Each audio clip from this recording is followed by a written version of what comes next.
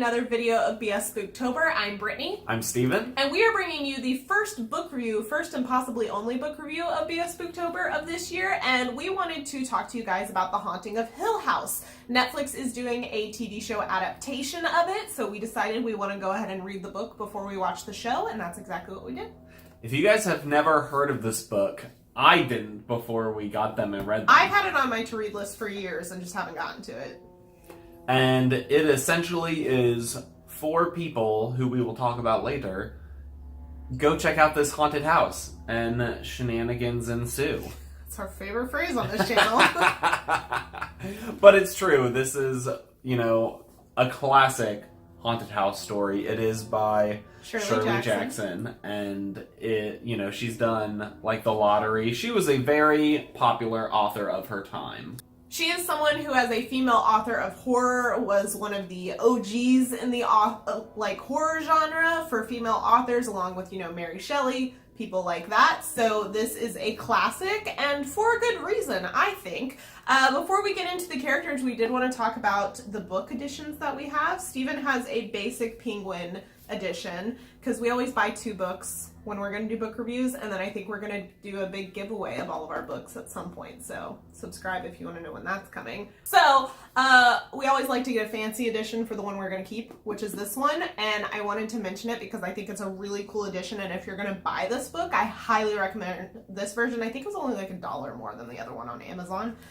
This is a special horror edition by Penguin. It's got the little penguin horror little symbol on here, and it's got the cool creepy cover. We've got some shiny embossed pieces on here as well, and this entire series is curated and edited by Guillermo del Toro, which if you've been around the channel for a minute, you know is one of our faves. And there's like a whole series in this little horror section, and I will pop up a few other pictures of them because I think they're beautiful and I want all of them if anyone wants to gift them to me.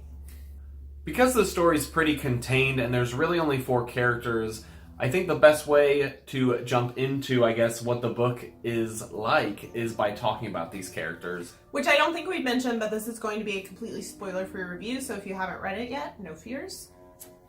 And so I think the character we spend the most time with is Eleanor. I would definitely call her our main character. Yeah. The majority of the perspective of this book is from her, if not all of it. That's true. You get to be in her head throughout most of the book. And she is a pretty interesting character. She's kind of a pushover, and she has a lot of thoughts but doesn't necessarily express them all the time. This book does fall into a little bit of common issues I have with classic books. I did enjoy this quite a bit more than other classics. I've been trying to read my way through classics for the last couple of years, and overall I haven't super enjoyed a lot of them because the writing style or the way characters interact are very strange in comparison to modern day. And this definitely suffers from that a little bit, however, I think much less so than a lot of other classics. But due to that, she just has weird interactions sometimes and weird thoughts and jumps suddenly from one kind of vibe to another. It's very jarring. It is very old school in that all these characters think things but rarely say them because they don't want to be rude, and I guess that is a thing of the time. Which is funny because then a lot of them end up saying things that are rude. But because of that, it's a pretty funny read, especially Eleanor's character, because she constantly flips back and forth between thinking things and saying them, and oftentimes she'll think something completely contradictory to what she says, and it's interesting to keep up with at the very least. We also have Dr. Montague, which is the person who pulls all of the people to the haunting of Hill House, or to Hill House, I guess. He is kind of a scientist or hobbyist of supernatural things, I suppose, and so he rented out Hill House to spend a few days there and see if spooky things happen, and he invites a few people along, and the ones that accept are our main characters. So he's very into the spooky and the supernatural and studying it scientifically.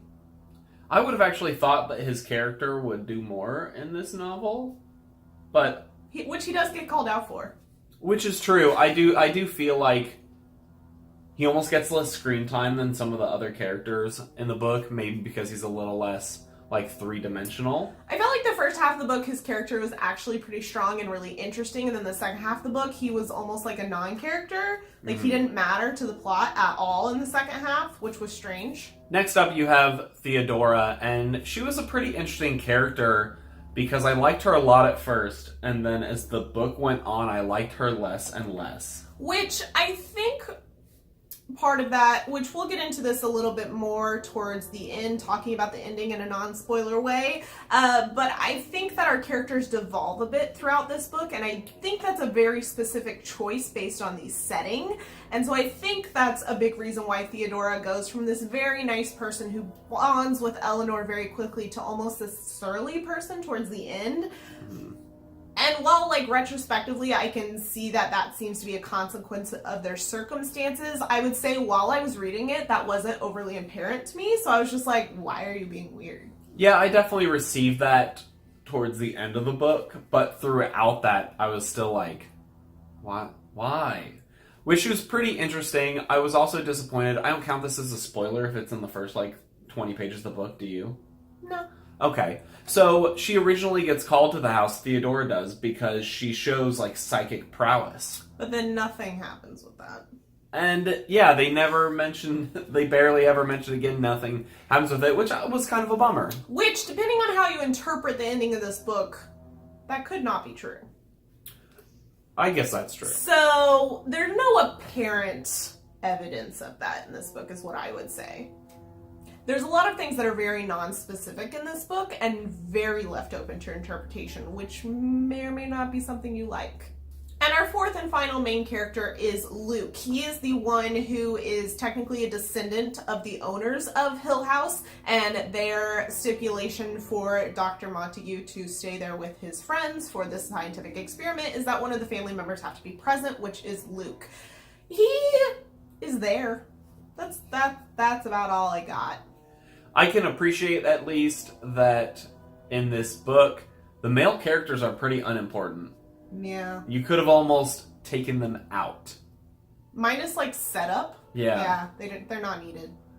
And so they're there, but most of the time is in a protector role or things like that. And I find that Luke is kind of lame throughout the book. He comes in kind of lame. Because he's a petty thief and kind of a jerk. Well, and he's not really interested in Yeah. the happenstance of Hill House. He's interested in his claim on it, but not really much else. I would say the central character in this book, not necessarily the main character, but a central character, is the house itself. Now, pretty much the entire book focuses on this house, and we get more of the house's backstory than any other characters. And obviously, it's a haunted house. We want to know what's going on with it. And that's kind of the adventure of the novel, is them exploring this house and the spooks within. If you have ever seen the movie Crimson Peak, which is directed and I believe written by Guillermo del Toro, knowing now what I know about Guillermo del Toro's influences, especially the fact that he curated this edition of the novel that I haven't, also I read the whole introduction he has at the beginning, Crimson Peak very much feels like a love letter to The Haunting of Hill House now, in retrospect. We watched Crimson Peak, I think, a few years ago when it first came out, and its vibe is very, very similar. The actual plot is very different, but the general house being this overwhelming presence is very similar. So I think the way they describe the house and its creepy vibe and suffocating nature is really well done in the book. And it's very atmospheric. I think that's my favorite thing about this book is you're just sucked in and you feel while you're reading it. Even though there might not be as blatant of spooks as a lot of modern day horror, it's much more of a classic gothic horror style. Which I think that is just the nature of the genre, because this is classic gothic horror. It goes more for leaving you when you end the book with more of a I feel sufficiently creeped. Not necessarily being wow, that scared me, whereas I feel there are some books that could scare you with the crazy, thrilling things that happen, and this is more of a slow burn spook. Again, this is no spoilers, but we did want to talk about the ending of this one. I found the ending of this, I don't know, I feel like I need to sit on it a little bit longer before I like fully feel my thoughts, because I literally just finished reading this 30 minutes ago. I was a little unsatisfied with the ending, but that's more of a personal preference, I think, for me, because I don't like ambiguity in my endings of books, and this one's very ambiguous. I did not expect the ending, but I enjoyed it. I actually enjoyed a lot more at our last conversation that I cannot repeat without spoiling it. Maybe we'll add a little But at the end.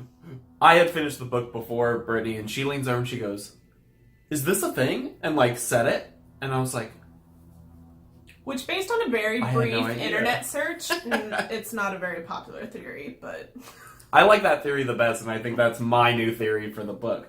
But I enjoyed the ambiguity, and I think it fits very much in with the themes of the book. I would agree it was very in line with the rest of the story and the writing style. I just, like I said, it's a personal preference for me. I would agree that I think having explicit explanation is something I enjoy.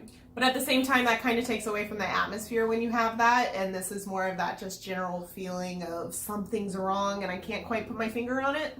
I would also say that a reminder that this book is only like 180-ish pages long. It's very short. And so it could almost qualify as a short story. Mm-hmm. And because of that, you just don't have as much time to like really, you know, if this was a 300-400 page book, I'm sure they could have drawn it out and explained a lot more and done more things than you would have had to keep it interesting.